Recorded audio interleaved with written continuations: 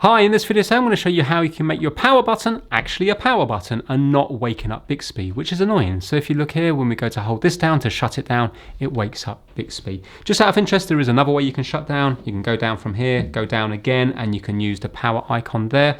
But we want to change the function of the side button to be the power off menu. It's easy to do. We just need to go into settings, and then we need to go down to where it says advanced features.